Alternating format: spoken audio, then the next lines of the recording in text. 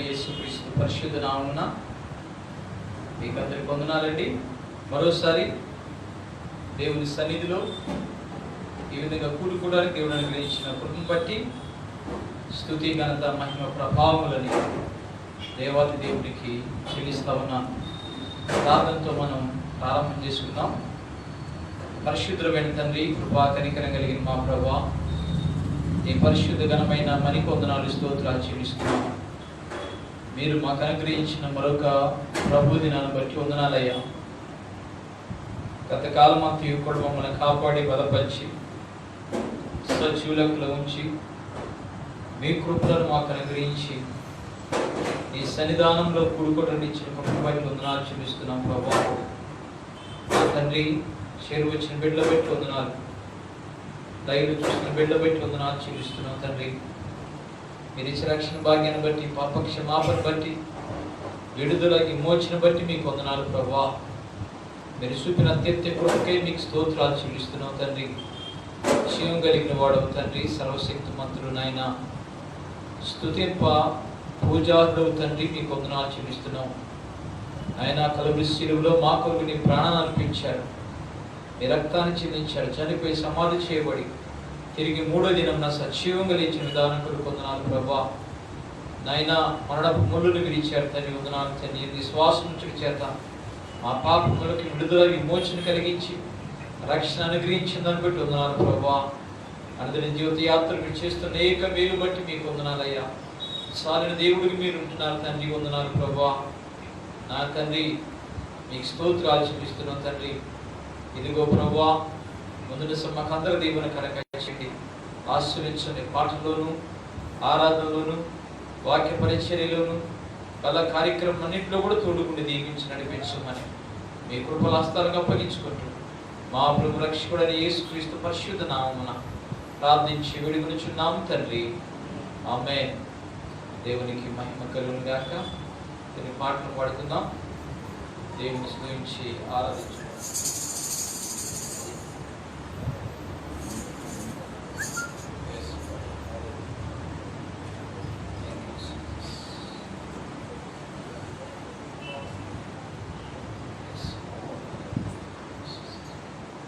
స్తుతి, ఘనత, మహిమ, ప్రభావం దేవునికి అర్పించి బదులమైన ఆయన ఆరాధించి స్తోత్రాలు చెల్లించుకోవాలి.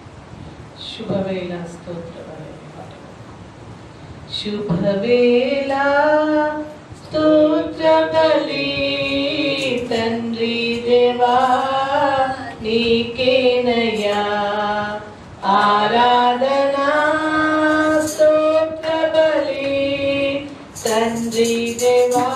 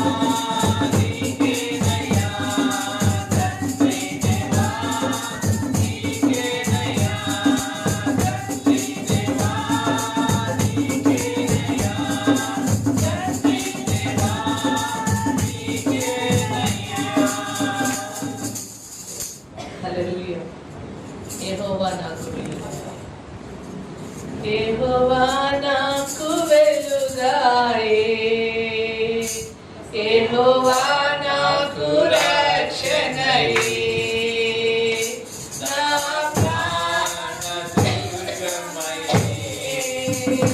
నేను ఎవరికి ఎన్నడూ భయపడను, నేను ఎవరికి ఎన్నడూ భయపడను.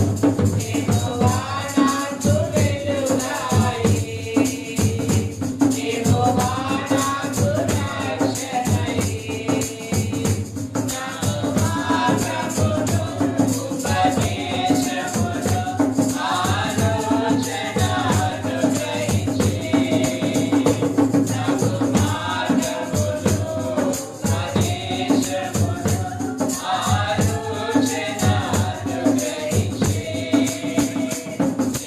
నేనెల్లప్పుడూ ప్రభు సన్నిధిలో స్తుతిగానము చేసెదను. నేనెల్లప్పుడూ ప్రభు సన్నిధిలో స్తుతిగానము చేసెదను. యెహోవా నాకు వెలుగాయే, యెహోవా నాకు రక్షణయే, నా ప్రాణయు నా కోటయు నా ఆశ్రయము నీవే, నా కోటయు నా కోటయు నా ఆశ్రయము నీవే. నేనెల్లప్పుడూ ప్రభు సన్నిధిలో స్తుతిగానము చేసెదను. నేనెల్లప్పుడూ ప్రభు సన్నిధిలో స్తుతిగానము చేసెదను. యెహోవా నాకు వెలుగాయే, యెహోవా నాకు రక్షణయే, నా మాటు నా తండ్రియు ఒకవేళ మరచినను, నా తల్లియు నా తండ్రియు ఒకవేళ మరచినను, ఆపత్కాలమున చేయుదునకను యెహోవా నన్ను చేరదీయును. ఆపత్కాలమున చేయుదునకను యెహోవా నన్ను చేరదీయును.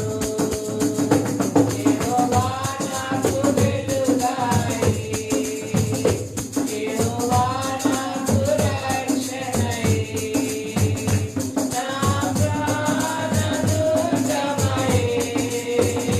నేను ఎవరికి ఎన్నడూ భయపడను, నేను ఎవరికి ఎన్నడూ భయపడను. యెహోవా నాకు వెలుగాయే, యెహోవా నాకు రక్షణయే. హల్లెలూయా.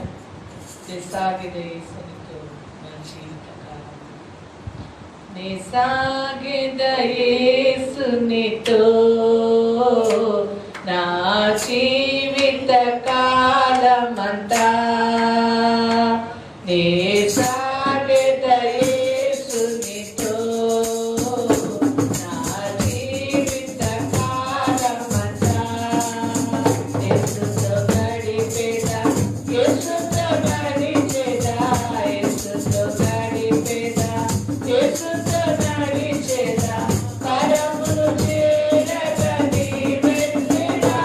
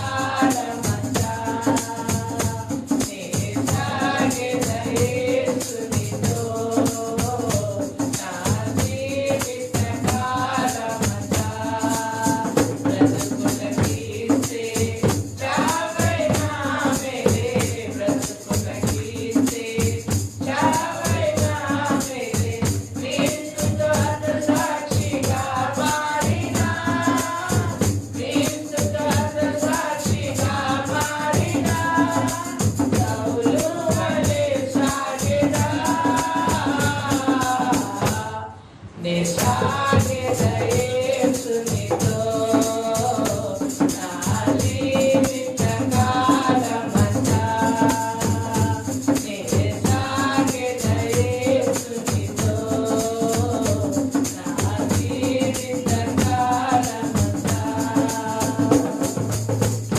హల్లెలూయా. పరిశుద్ధ గ్రంథం నుంచి 111వ కీర్తన, 111వ సంకీర్తన అందరూ కలిసి చదువుతున్నాం. ఆలోచన స్టాండర్డ్ అందరూ వేసి నిలబడదాం. 111వ కీర్తన అందరూ కలిసి చదువుకుందాం. బైబిల్ తెరవలసిందిగా కోరుతా ఉన్నా.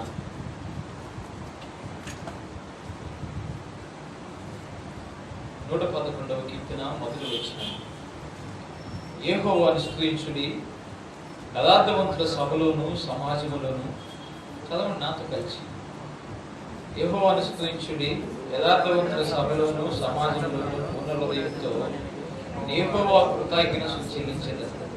యెహోవా క్రియలు గొప్పవి, వాటిని ఇష్టం గల వారందరూ వాటిని విచారించుదురు.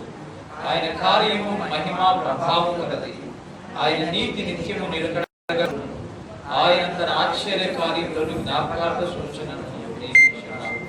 యెహోవా దయాదాక్షిణ్య పూర్ణుడు, తన యందు భయభక్తుల వారికి ఆయన ఆహారం ఇస్తున్నాడు. ఆయన నిత్యము తన నిబంధనను జ్ఞాపకం చేసుకుంటున్నాడు. ఆయన తన ప్రజలకు అన్యజనుల స్వాస్థ్యం అప్పగించున్నాడు. తన క్రియలు మహత్యమును వారికి వెల్లడి చేస్తున్నాడు. ఆయన చేతి కార్యములు సత్యమైనవి, న్యాయమైనవి. ఆయన శాసనములన్నీ నమ్మకమైనవి, అవి శాస్త్రంగా స్థాపించబడి ఉన్నవి. సత్యముతోనూ యథార్థంతోనూ అభివేయబడి ఉన్నవి. ఆయన తన ప్రజలకు విమోచన కలుగు చేయవాడు. తన నిబంధన ఆయన నిత్యము నిర్ణయించువాడు. ఆయన నామం పరిశుద్ధమైనది, పూజింపదగినది. యెహోవా యందు భయము జ్ఞానమునకు మూలము. ఆయన శాసనములు అనుసరించు వారందరూ మంచి వివేకము గలవారు. ఆయనకు నిత్యము స్తోత్రము కలుగుచున్నది. దేవునికి మహిమ కలుగుగాక. కూర్చుందాం. ప్రభువైన యేసుక్రీస్తు పరిశుద్ధ నామమున చేరి వచ్చిన మీకందరికీ, అలాగనే లైవ్ లో చూస్తున్న వారందరూ కూడా ప్రత్యేక వందనాలు తెలియజేస్తూ ఉన్నాను. ప్రేమ సహోదరి సహోదరులారా, ఈ కీర్తన మనం పరిశీలించినట్లయితే దేవుని యొక్క స్తుతించడానికి కారణాలు తెలియజేస్తూ ఉన్నాడు. యథార్థవంతుల సభలోను సమాజంలోను యెహోవాకి కృతజ్ఞతలు చెల్లిస్తా ఉన్నాం. కారణం ఏంటంటే యెహోవా క్రియలు గొప్పవి అంటూ ఉన్నాడు. ఎవరైతే ఆయన ఇష్టం గలవారు, ఆయన క్రియలు ఇష్టం గలవారు వాటిని ధ్యానిస్తూ ఉంటారు. ఆయన గొప్ప కార్యములు చేసేవాడు, ఆశ్చర్య కార్యములు చేసేవాడు. ఆకాశమును భూమిని దాని సర్వస్వమును ఆయన కలుగు చేసిన వాడు. ప్రేమిళ్ళరా, మానవు నిర్మించిన వాడు. మానవునికి తన రూపాన్ని, తన సొగసును అనుగ్రహించిన వాడు ఆయన. ప్రేమిళ్ళరా, ఆకాశములను భూమిను, భూమి కిందను ఆయన యొక్క చిత్తాన్ని నెరవేర్చదగిన వాడు ఆయన. ప్రేమిళ్ళరా, ఆయన గుణగణాలు, ఆయన దయాదాక్షిణ పూర్ణుడు అని రాయబడింది. అయ్యా దయాదాక్షిణములు కలిగిన వాడైన, పాపం చేత అపరాధం చేత దూరస్తులుగా నేరస్తులుగా ఉన్నవారు మనం. ఆదాము పాపం చేసినప్పటికీ ఆదాముని పూర్తిగా విడిచిపెట్టలేదు. ఏదో తోట నుంచి గడ్డి వేసినప్పుడు కూడా ఆదాముని విడిచిపెట్టలేదు. ప్రేమిళ్ళరా, ఆదాముని ప్రేమిస్తూనే ఉన్నాడు, ఆదాముని వెంబడిస్తూనే ఉన్నాడు. ప్రేమిళ్ళరా, ఆదాము సంతతైన మనలో కూడా ఆయన దూరస్తులైనప్పుడు కూడా ఆయన ప్రేమిస్తూ తన ప్రేమని వెల్లడి చేసి ఉన్నాడు. పరమును వీడి, మహిమను వీడి, తేజస్సును వీడి, ప్రకాశింపసిగా ఆ ఉన్నతమైన వంటి లోకాన్ని విడిచిపెట్టాడు ఆయన. దేవదూతుల సైతము కూడా ఆయన మహిమను చూడలేని వారు, ఆయన మహిమను చూడలేని వారండి. దగదగ మెరిసేవంటి ప్రకాశవంతమైనటువంటి మహిమలో ఉన్నవాడైనా ఆయన చుట్టూ ఒక మేఘం ఆవరించబడి ఆయన రూపాన్ని, స్వరూపాన్ని, మహిమ చూడలేని బట్టి అంత ఉన్నతమైన స్థితిలో ఉన్నవంటి ఆయన నీ కొరకు నా కొరకు ఫలమును విడిచిపెట్టేశాడు.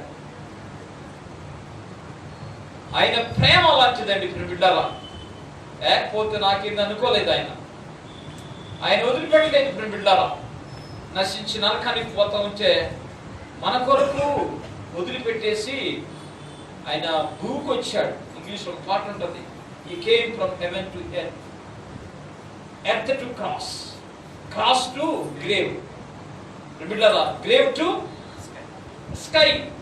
ఆయన బిడ్డారా పరలోకం నుంచి భూమి మీదకి వచ్చాడు, భూమి నుంచి శిలువుకి వెళ్ళాడు, శిలువు నుంచి సమాధికి వెళ్ళాడు, సమాధి నుంచి పరలోకాన్ని ఆరోహణం అయిపోయాడు. ఎంత గొప్ప సంగతి అండి!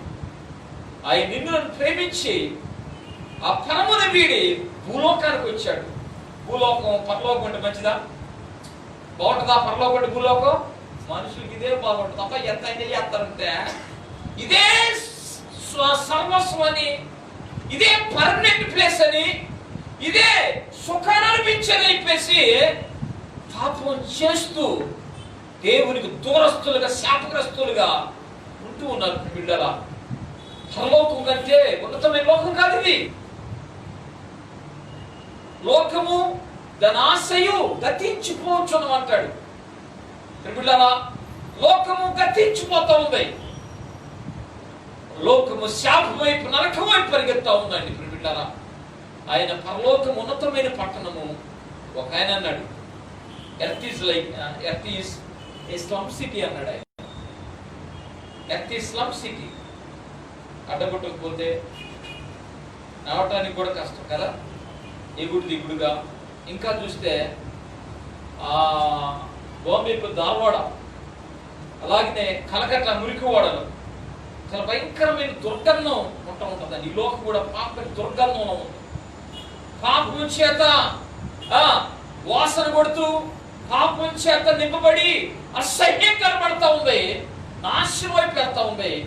కనికర సంపన్నుడు ఆయన మహిమను తేజస్సును విడిచిపెట్టేసి భూలోకానికి వచ్చారంటే ఆయన నిన్ను ప్రేమించాడు కనుక నీ లోకానికి వచ్చాడు. ఆయన భూలోకంలో ఎన్ని సంవత్సరాలు జీవించాడు? 33 సంవత్సరాలు ఈ లోకంలో ఉండి ఆయన సిలువుకి ఎక్కాడండి. సిలువుకి ఎక్కాడు. సిలువ అనగా ఘోరాతి ఘోరమైన పనిష్మెంట్. అది ఎవరికి సిలువ వేస్తారు తెలుసా?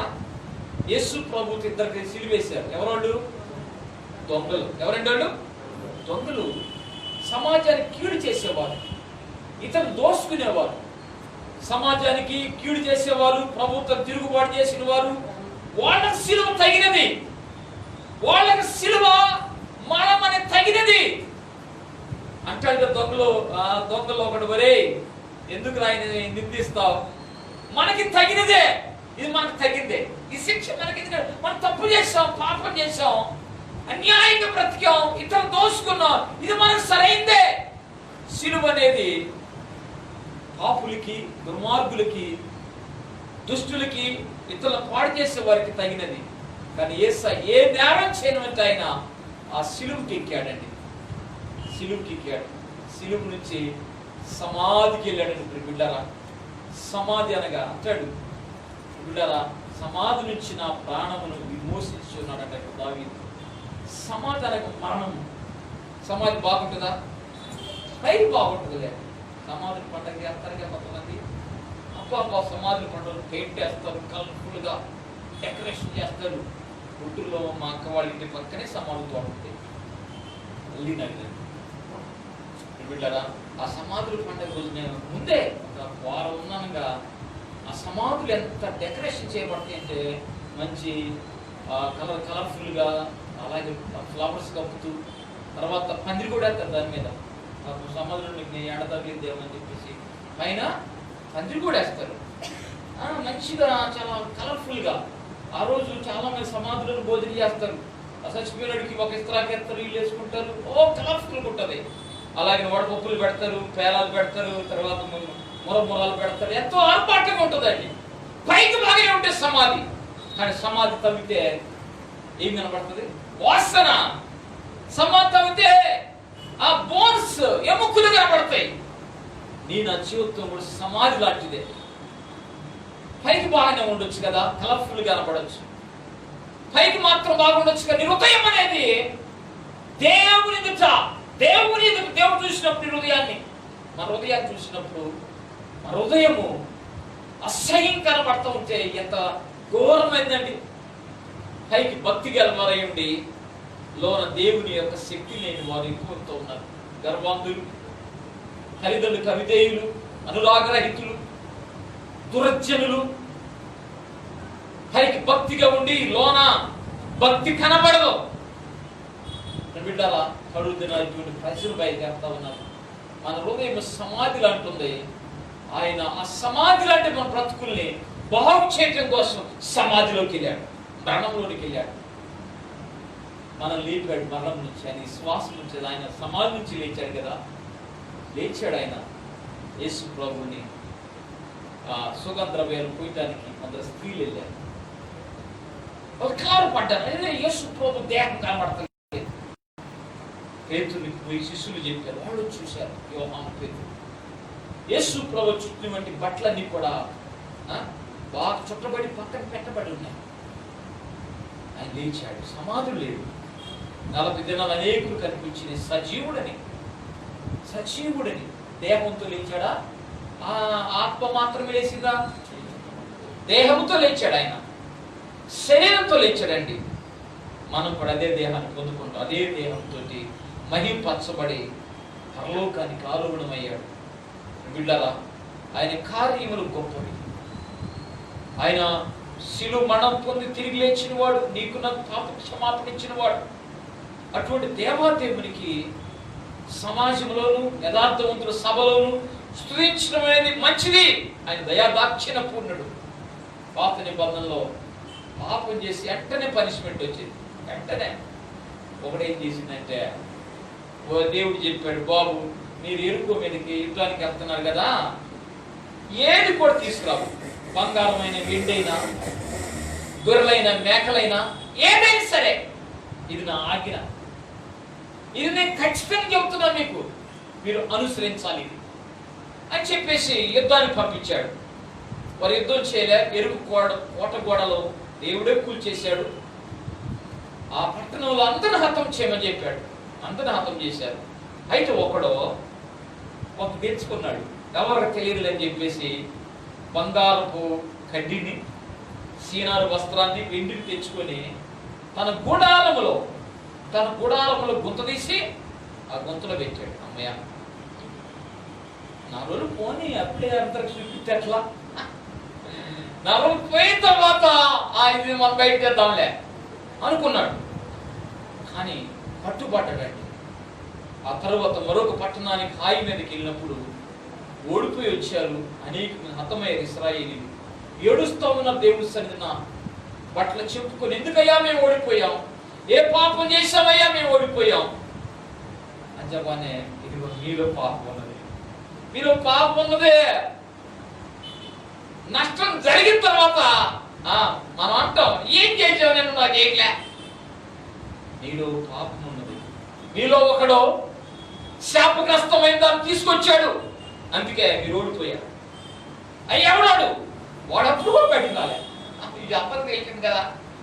ఒప్పుకోండి, అయ్యా నన్ను తప్పైంది, అయ్యా నా దగ్గర ఉందని అంటే పర్లే. సీట్లు వేశారు. అందరి కుటుంబాల వరకు సీట్లు వేశారు. ఒక కుటుంబం పట్టు, ఒక గోత్రం పట్టుబడింది. ఆ గోత్రంలో ఎవడ తీసే పట్టుబడ్డాడు. అంటా ఉన్నాడు మోషే, అంటా ఉన్నాడు, ఇదిగో ఎందుక ఈ పాపం చేశావు, ఎందుకు తెచ్చావు, ఏం చేశావు నువ్వు అనగానయ్యా, బంగారు కమ్మిని సీనారు వస్త్రాన్ని తెచ్చి ఆశపడి నా గుడారం దాచిపెట్టానయ్యా. పాపము దాగదండి. ఎంత కవర్ చేసినా, ఎంత దాచుకున్నా, చాలా సీక్రెట్గా నీ సెల్ ఫోన్కి లాక్ వేసినా, ఏదో ఒక రోజున పరమొందున దేవుడు దాన్ని బయలుపరిచేవాడు. రహస్యమును మరుగు చేయబడమంటాడు. బిడ్డల పాపాన్ని దాచిపెట్టలేము. మన హృదయము తెరిసిన సమాధి లాంటిది అంటాడు. మన నోరు, మన జీవితం ఆయన హృదయంలోకి వచ్చి దీన్ని క్లీన్సింగ్ చేస్తున్నాడు, శుద్ధి చేస్తూ ఉన్నాడు, విమోచిస్తూ ఉన్నాడు, విడుదల కలిగిస్తూ ఉన్నాడు. బిడ్డరా, ఆయన ధైర్యం చూపించాడు. మన పాత నిబంధనలో వెంటనే పనిష్మెంట్ వచ్చేది, కానీ ఇప్పుడు అంటే పనిష్మెంట్ వెంటనే రావట్లే. పాపం చేసినోడికి పనిష్మెంట్ రావట్లే, అవుతుందా? రావట్లే. అమ్మా నాకేం కావట్లేదు, ఐఎమ్ ఫినిష్, నేను ఇంకా జీవించబడతాను అనుకుంటున్నాడు. కానీ వారు గడ్డిని పోలిన వారు, హఠాత్తుగా వారి మీద ఉగ్రత వస్తుంది. వాళ్ళు లేకపోదు, మన్ను పాలగుదు, గతించిపోదురు. వాళ్ళు మన యొక్క అందమంతయు వాడిపోవును. బిడ్డరా, పాపాన్ని కడగబడి శుద్ధీకరించబడి అనుదినం ఆయన కొరకు జీవిస్తూ ఆయన కోసం బ్రతుకుతూ ఈ లోకంలో దేవుని కొరకు జీవిస్తున్న వారందరిని కూడా ఆయన తీసుకెళ్ళగలిగిన వాడు, నమ్మదగిన దేవుడు. లోకం పరిగెత్తుతుంది నాశనం వైపు, దినాలు త్వర గతించిపోతా ఉన్నాయి. ఇప్పుడు బిడ్డారా, అయితే దేవుని కొరకు సజీవులమైన మనము ఆయన సన్నిధిలో ఆరాధించబద్దులమైన నీకు నా కృపను గురించి దయ చూపించానండి. ఒకప్పుడు పాపంలో ఉన్నాం, శాపంలో ఉన్నాం, రహస్య పాపంలో ఉన్నాం. కానీ దేవుడు కడిగి శుద్ధీకరించి దయను చూపించాడు, దాక్షిణ్యాన్ని ఇచ్చాడు, ఆయన పరిపూర్ణంగా ఇచ్చాడు. ఆయన మన ఇళ్ళ తన గొప్ప క్రియలు కనబచ్చి విడుదల పెంచి పాపం నుంచి ప్రత్యేకపరిచి ఆయన బిడ్డలుగానే సొత్తుగా చేశాడు. బిడ్డలా మాట చదువు 111వ కీర్తన 6వ వచనం. ఆయన తన ప్రజలకు అన్ని జనుల స్వాస్థ్యం అప్పగించి ఉన్నాడు, తన క్రియలు మహత్యమును వారికి వెల్లడి చేసి ఉన్నాడు. ఆయన చేతి కార్యములు సత్యమైనవి, న్యాయమైనవి. ఆయన శాసనములన్నీ నమ్మకమైనవి, అవి శాశ్వతముగా స్థాపించబడి ఉన్నవి. పిల్లరా, ఆయన ఆ భయభక్తులకు ఆహారం ఇచ్చేవాడని, నిబంధనని జ్ఞాపకం చేయవాడని, స్వాస్థ్యాన్ని ఇచ్చేవాడని, మహత్యాన్ని కనపరచువాడని. ఆయన ఏం చేసినా ఇట్స్ అ పర్ఫెక్ట్. మేబీ నీకు అది ఇష్టంగా లేకపోవచ్చు. పిల్లరా, ఒక అమ్మాయి నాకు తెలుసు, ఒక అబ్బాయి మీద ఇష్టపడింది, కానీ అది కాలే. దానికోసము చాలా ఉపవాసాలు ఉంది, ఏడ్చింది, గోల చేసింది, కాలే. మొత్తానికి తల్లిదండ్రులు వేరే సంబంధం చూశారు, అది ఓకే, వాడు నల్లగా ఉంటాడు, కొట్టుకుంటాడు. ఈ అమ్మాయి ఒక 5-6 నెలలు, సంవత్సరం సరిగ్గా వాడుతుంటే అంటే అంటున్నట్టుగా ఉంటుంది. తను కోరుకున్నవాడు రాలేదు కదా, నేను ఆశపడిన వ్యక్తి నా రాలేదు కదా, నేను ఇష్టపడిన వ్యక్తిని బలవంతంగా చేశాను ఆ తల్లిదండ్రులు. కానీ ఆఫ్టర్ 3 years తర్వాత ఎవరైతే ఈ అమ్మాయి కోరుకుని ఇష్టపడ్డాడో వాడికి హెచ్ఐవి, అది పెళ్లి కాకముందే ఉందంట వాడికి. ఈ అమ్మాయి ప్రేమలో ఉన్నప్పుడు చనిపోయాడు, 4 yearsకే చనిపోయాడు. ఆమె అంటుందన్న, నాకు ఆ సంగతి అందుకే దేవుడు నాకు దూరం చేశాడు. ఒకవేళ నేను కూడా ఆ అబ్బాయి ఇష్టపడి ఆ అబ్బాయి అంటే వెళ్ళిపోతే నాకు కూడా చేయవచ్చేదే, నేను చనిపోయేవాడిని. అప్పటి నుంచి తీసుకున్న భర్తతోటి మంచిగా జీవిస్తూ ఉంది. 3 పిల్లలు వాళ్ళకి. బిడ్డరా, దేవుణ్ణి స్తుతిస్తూ ఉంది. అయ్యా, నాకు ఇష్టమైనవి ఏవో నాకంటే నీకు బాగా తెలుసు, నీకు మంచివి ఏంటియో నీకంటే మీ అమ్మ నాన్నకంటే ఆయనకు బాగా తెలుసు. He knows. కాబట్టి నీ జీవితానికి ఇష్టమైన జరిగించడానికే, మంచివి జరిగించి పిలిచి నీకు తన కృపనిచ్చిన దేవునికి వందనాలు చెల్లించాను. అయ్యా, నా జీవితంలో చేసిన ప్రతి మేలు బట్టి, పాప క్షమాపణ, విడుదల విమోచన బట్టి పొందనాలయ్యా. ఆయన ఏం చేసినా it's a perfect, it is a truth. అది మంచివే, క్షేమాధారమైనవి, అవి దీవెనకరమైనవి, నమ్మదగినవి. ఆయన శాస్త్రములన్నీ నమ్మకమైనవి, నమ్మదగినవి. హల్లెలూయా, హల్లెలూయా. వింటున్నారా? ఉన్నారా ఇక్కడ? అట్లే చూస్తున్నారేమో. ఆయన శాస్త్రములన్నీ కూడా నమ్మకమైనవి, సత్యమైనవి, అవి ఎంతో మేలుకరమైనవి. అది నీ ఎడ్లను ఆయన అనుగ్రహించిన దేవునికి బిడ్డరా, బైబిల్ అనుసరించిన, ఆయన ఆజ్ఞలు అనుసరించిన నాట్ హార్డ్ అంటాడు. నా కాడి తేలిగ్గాను సులువుగా ఉన్నదని. దేవుని కలిగి ఉండటం ఒక భారం కాదు. మేము పత్రం చేయలేమయ్యా, ఎందుకమ్మా యేసు ప్రభు దగ్గర రావట్లేదంటే, పెద్ద పత్రం చేయాలి, మేము తాగుతాం, కళ్ళు తాగుతాం, బోనాలు ఎత్తుతాం, రకరకాలు చేస్తుంటాం. మాకు పడవయ్యా దేవుడు, మాకు పడదు, హత్య చేయలేము, మేము ఉండలేము. ఆయన బరువు కాదు, భారం కాదు, ఆయన సులువు. బిడ్డ దేవాదేవునికి వందనాలు చెల్లించి ఘనపరిచి స్తోత్రాలు చెల్లిద్దాం. ఆయనకి మహిమ గంట ప్రభావం ఆరోపించుదాం. దేవుడు తన మాటలు దీవించిన గాక. పడదాం, ఆయన ఆలోచించి ఆయన స్తోత్రాలు చెల్లించి ఘనపరచుదాం. Yes lord, hallelujah, thank you Jesus. యేసయ్య మీకు వందనాలు ప్రభా. నమ్మదగిన తండ్రి మీకు స్తోత్రాలు చెల్లిస్తున్నాం. జీవాధిపతమైన తండ్రి వందనాలు ప్రభా. నోరు తెరిచి కళ్ళు మూసుకొని దేవుని స్తుతించి ఆరాధించి పెదవులతో నీ హృదయార్పణ ఆయనకి అర్పించు.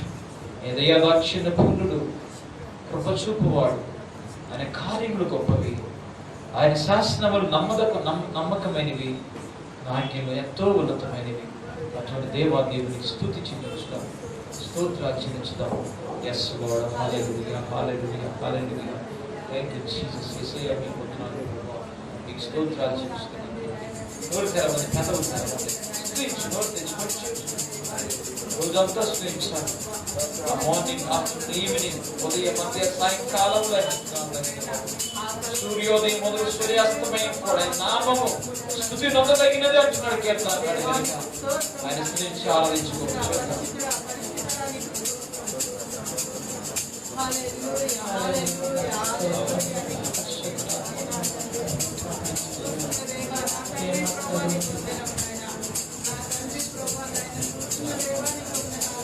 ఎంత మంచి దేవుడవయ్యా,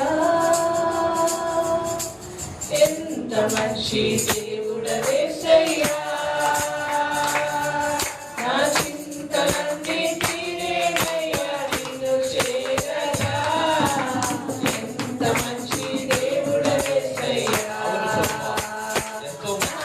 చింతలన్నీ తీరేనయ్యా నిన్ను చేరగా.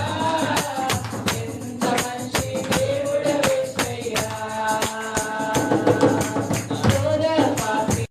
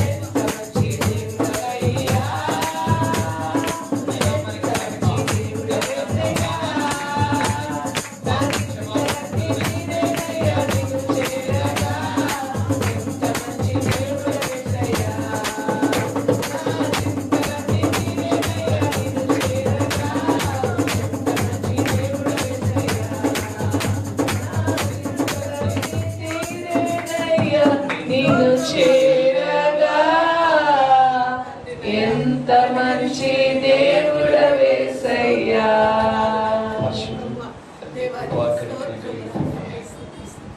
ఆరాధనకి యోగ్యులు పాప క్షమాపణ విడుదల విరిచిన పాప క్షమాపణ విడుదల బట్టి వందనాలు చెల్లిస్తుంది.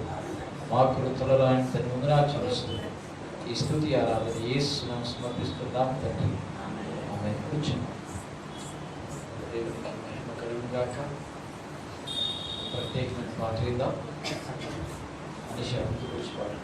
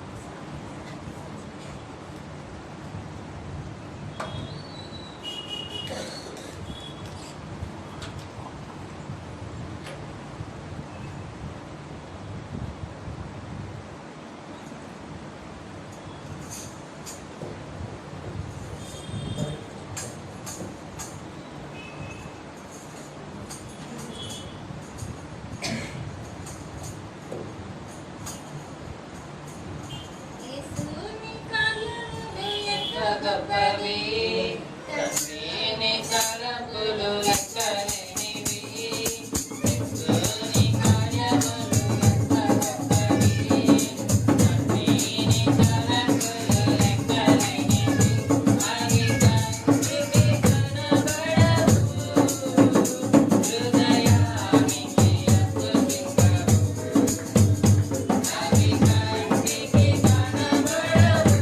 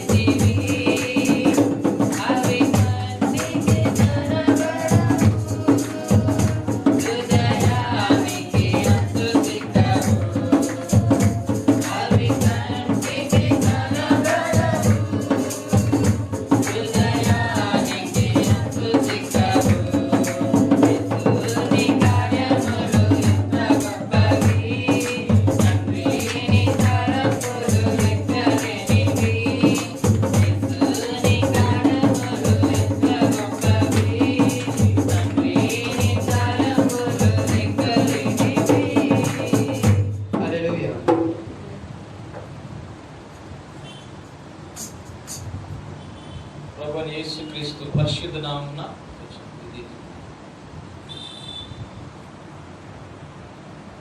వందనాలు తెలియజేస్తూ ఉన్నాను. పరిశుద్ధ గ్రంథం నుంచి కొన్ని మాటలు ధ్యానించుకుందాం. మన ఆత్మీయ జీవితాల సహకారంగా ఉండాలన్నా పిల్లరా, లూకా రాసిన సువార్త, ద గాస్పెల్ ఆఫ్ లూక్,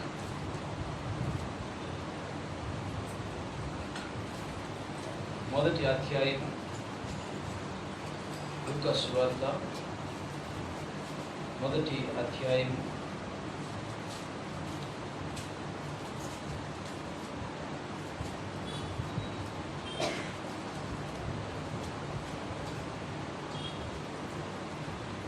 8వ వచనం చదువుతాం.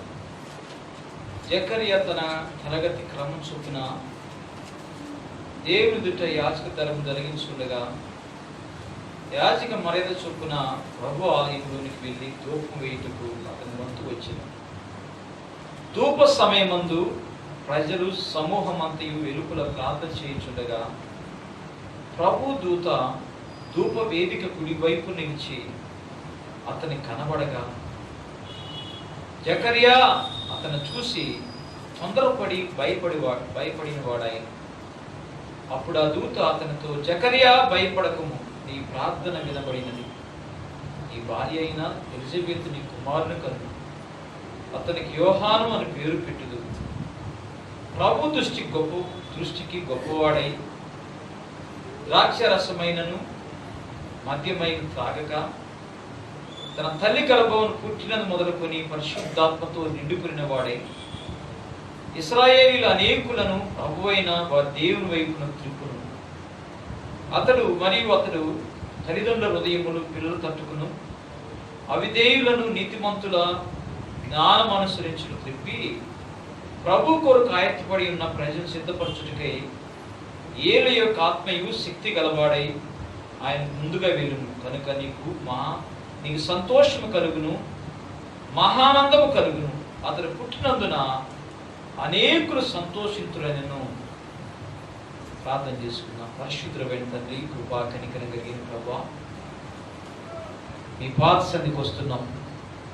చదవని మాటలు మీ మాటలు కనుక అందరితో మాట్లాడమని మీ కృపలాస్తాగా తెలుసుకుంటాం.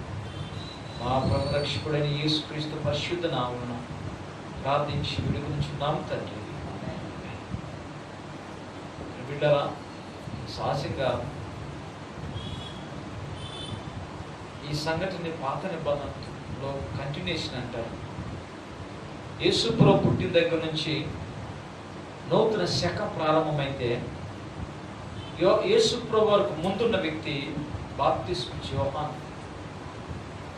మనం చూస్తాం పాత నిబంధన చివరిగా ప్రవక్త ఎవరంటే మలాయిక అంటారు. కాదు యోహాను. పాత నిబంధన ఆచారం ప్రకారము జకరియా ఎలిజబెతులు యాజకులు, వాడు దేవుని మందిరం పరిచయం చేసేవారు, యాజకత్వం చేసేవారు. జకరియా వంతు వచ్చింది. ధూపం వేస్తుండగా ప్రజలందరూ కూడా బయట వెలుపులు ఉంటారు. ఆ రోజున అది సంవత్సరానికి ఒక్కసారి మాత్రం అతి పరిస్థలంలోకి వెళ్తారు యాజకుడు. అందరూ వెళ్తారు. ప్రజల కొరకు రక్త బలి, తన కొరకు రక్త ప్రోక్షణ కొరకు ఒక బౌల్ తీసుకొని అతి పరిశుద్ధ స్థలంలోనికి సంవత్సరం ఒక్కమారు మాత్రమే ప్రధాన యాజకుడు ఆ యొక్క అతి పరిశుద్ధ స్థలంలోకి వెళ్తాడు. ఆవరణము, పరిశుద్ధ స్థలము, అతి పరిశుద్ధ స్థలము. అతి పరిశుద్ధ స్థలానికి, పరిశుద్ధ స్థలానికి ఒక పరద ఉంటుంది, లేక ఒక కట్టన ఉంటుంది. అతి పరిశుద్ధ స్థలములో మందసం, కరుణాపీఠము, నిబంధన పలకలు, ఆహారం చిగురించిన కర్ర, ఇవన్నీ ఉంటాయి. యాజకుడు మాత్రం వెళ్ళాలి. ఎవరన్నా వెళ్తే వాళ్ళు చనిపోతారు. దేవుడు వెంటనే ముడతారు.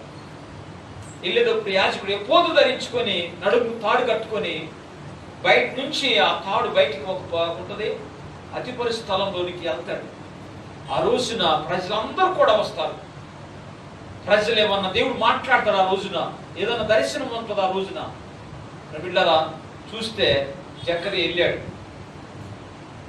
దేవుని యొక్క దూత మందసం పక్కన కరుణాపీఠం పక్కన నిలబడి మాట్లాడతాం. భయపడిపోయి ఆ మాట నమ్మలేకపోయాడు. ఇదిగో జకర్యా,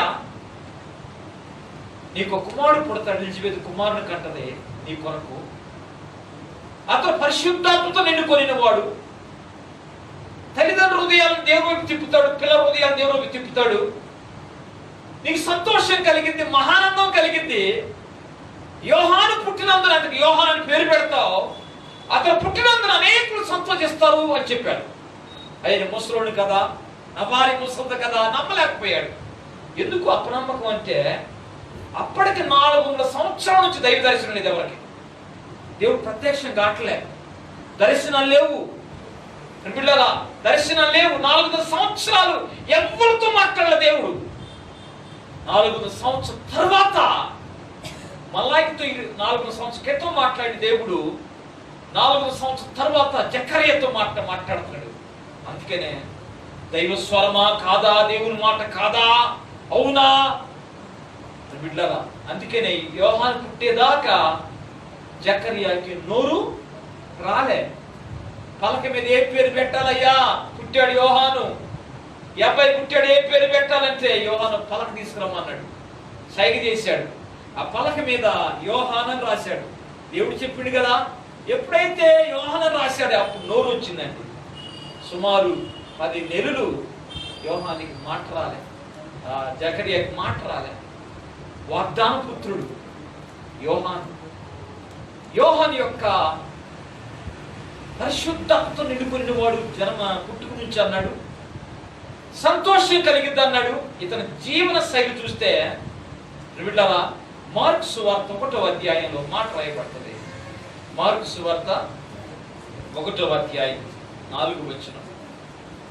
యోహాను బాప్తిస్మిచ్చి యోహాను అరణ్యములో ఉండి పాప క్షమాపణ నిమిత్తము మారు మనస్సు విషయమై 1:4 బాప్తిస్మం ప్రకటించు వచ్చెను.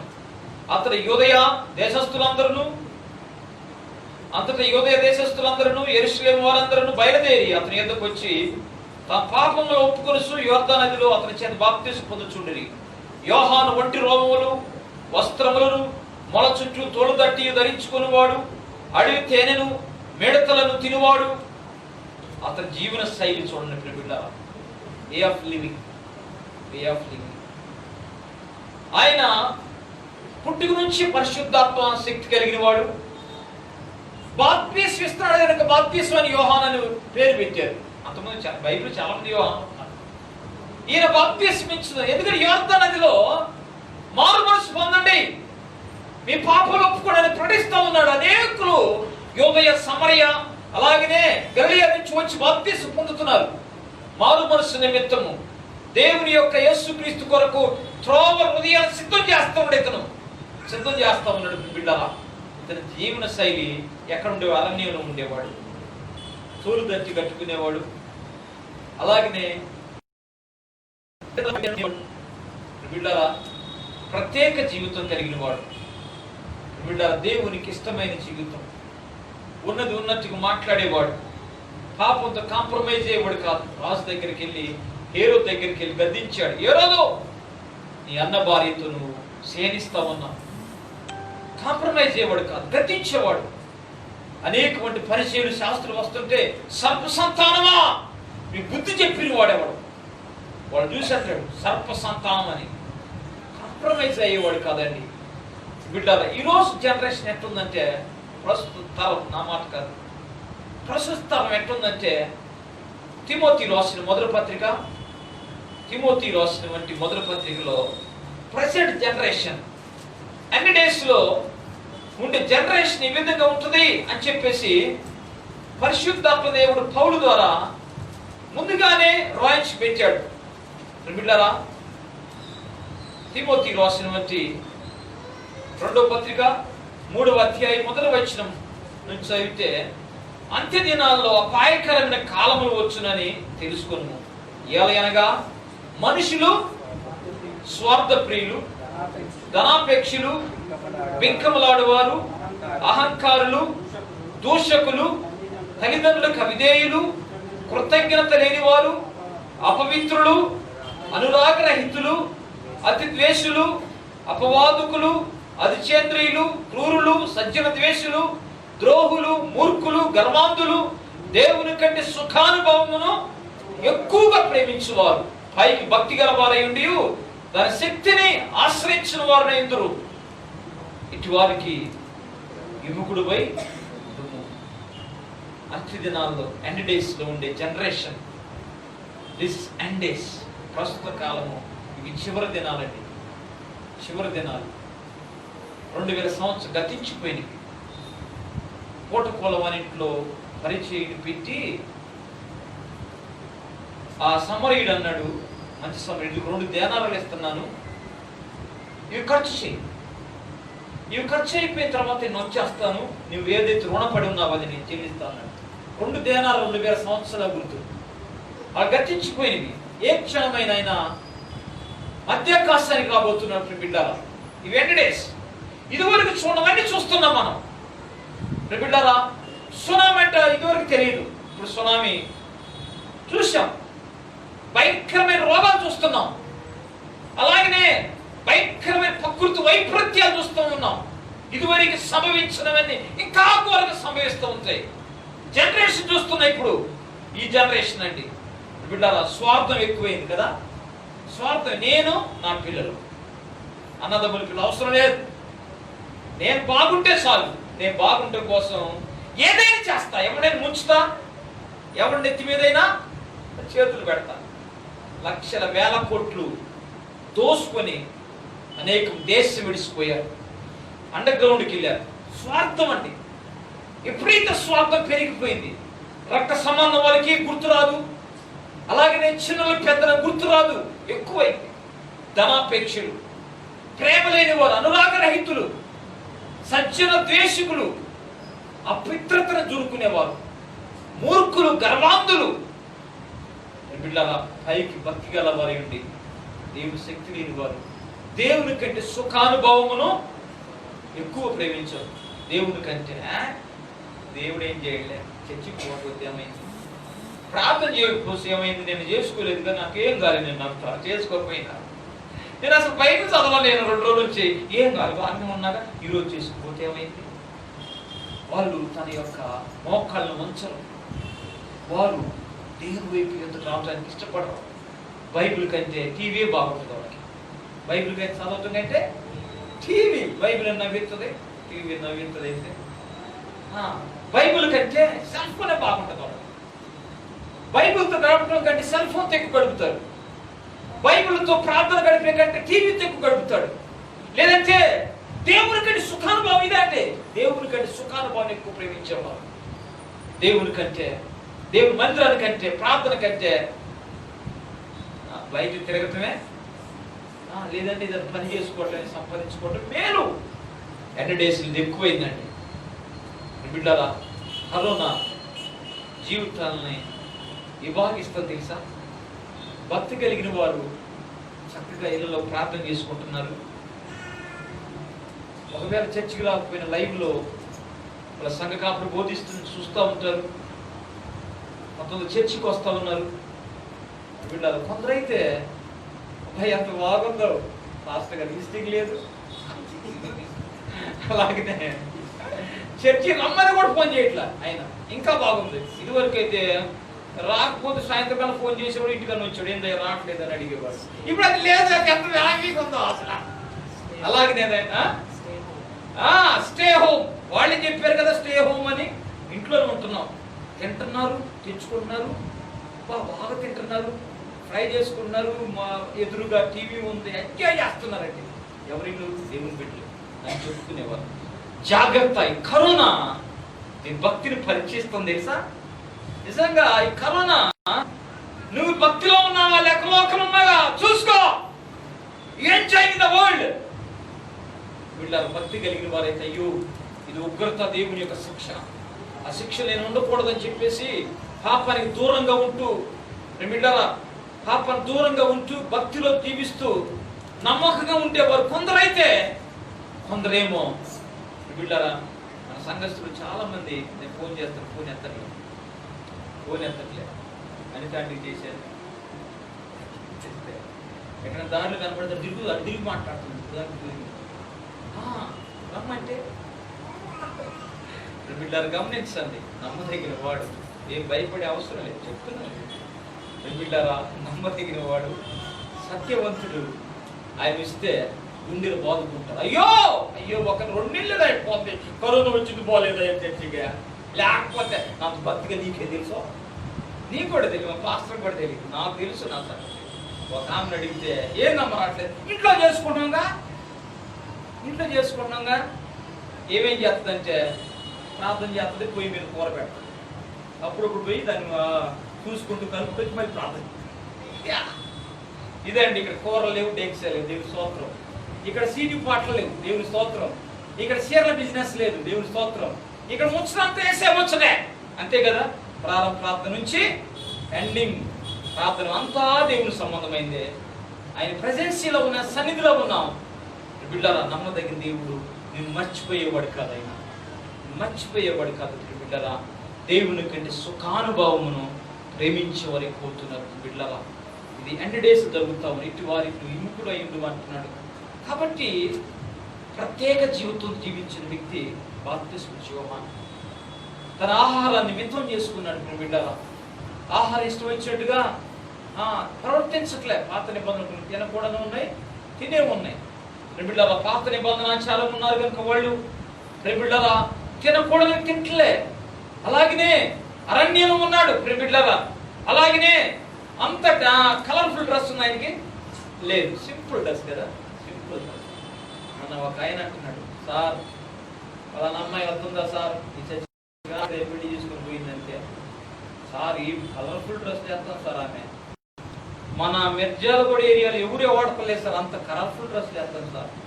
ఫిష్ కట్ అంట, మరి ఏందని 4 చెప్పాడు నాకు. అది యాపిల్ కట్టు, ఫిష్ కట్టు, మొత్తానికి ఆమె వేసి ఒక డ్రెస్సు కనీసం ఒక 7-8 వేలు ఉంటుంది సార్.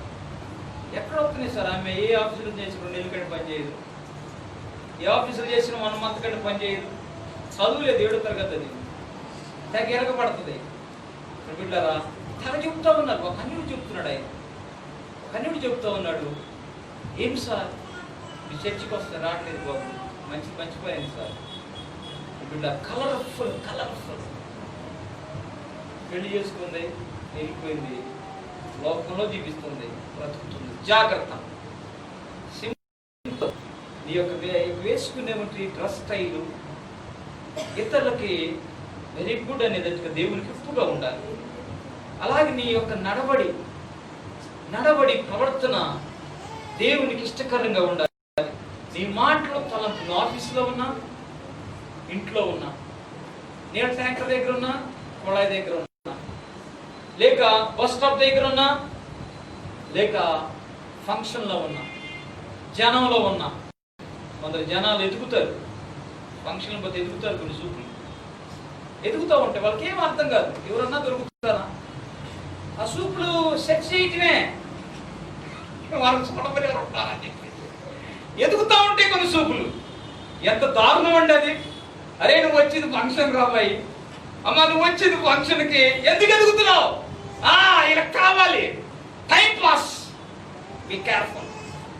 దేవుడు పరమోన్న దేవుడు, ఆయన రోషము కలిగిన వాడు, ఆయన చూస్తున్నవాడు కనుక జాగ్రత్త వహించబద్దులమైన బిడ్డలారా, నీ జీవితాన్ని ప్రత్యేకించబడింది యోహాను జీవితం. ఎంత మధురం! ఆయన పుట్టినందున ఆయన జీవితము తల్లిదండ్రులకు మాత్రం ప్రజలందరూ కూడా సంతోషంగా ఉందంట, మహానందం కలిగింది జనాలకి. నీ బ్రతుకేమో ఇక్కడ ఎందుకు ఉండరాడురా. ఒక పాస్టర్ గారు అంటున్నాడు, ఒక ఫంక్షన్ ఈడెందుకు వచ్చిన పాస్టర్ గారు ఏంటంటే, వాడు కుదురుగా ఉన్నాడు సార్, వాడు చివరికి ఏదో లొల్లి చేసిపోతున్నాడు. ఈడు ఇలా బంధువు అన్నాడు, చివరికి లొల్లి చేశాడు. అన్నం దగ్గర మొక్కలు సరిగా వేయలేదని చెప్పేసి ప్లేట్ ఇసురు కొట్టినాడు. ఫంక్షన్ అంతా పెళ్లి కొడుకు వాళ్ళు, పెళ్లి కూతురు బాగానే ఉన్నారు, ఈడు వల్లనే పెద్ద లొల్లి అయింది అక్కడ. ఇది కావలసి పాస్టర్ అప్పుడు అంటాడు, ఎందుకు వచ్చిందా, ఇటు ఎందుకు వచ్చిందా అని చెప్పి కుదురుకుంటాడు. చాలాసార్లు మన ఎక్కడికైనా వెళ్తే ఆ పరిసర ప్రాంతం నెమ్మదిగా, సంతోషకరంగా, ప్లెసెంట్గా ఉండాలి. అంతేగాని ఎదిగే విధంగా ఉండకూడదు. దేవునికి ఇష్టకరం ఉండటానికి అప్పుడు దేవుడు మన జీవితాన్ని యాక్సెప్ట్ చేస్తాడు, ఈ ప్రార్థన అంగీకరిస్తాడు. మనం ఎక్కడున్నా ప్రభు బిడ్డలు కదా, ఇంట్లోనైనా చర్చిలోనైనా ఎల్లప్పుడూ ప్రభు ప్రభు బిడ్డమే. ఇంట్లో ఉన్న, రూమ్లో ఉన్న, ఒంటరిగా ఉన్న, సెల్ ఫోన్తో ఉన్న, మరొకరితో ఉన్న మన దేవుని బిడ్డలమే అనే ఉనికిని కోల్పోవద్దు. దేవుడు తన మాటలు దీవించును గాక. పరిశుద్ధుడైన తండ్రి వందనాలు. విత్తబడి వాక్యం నీరు కట్టి ఫలింపజేసి దీవించమని మీ కృపరాస్తాలకు అప్పగించుకోండి తండ్రి. మా జీవితము తండ్రి ప్రత్యేకత నుండి కృప దయచి దీవించమని వందనాలు చెల్లిస్తూ యేసు నామమున ప్రార్థిస్తున్నాం తండ్రి. ఆమేన్.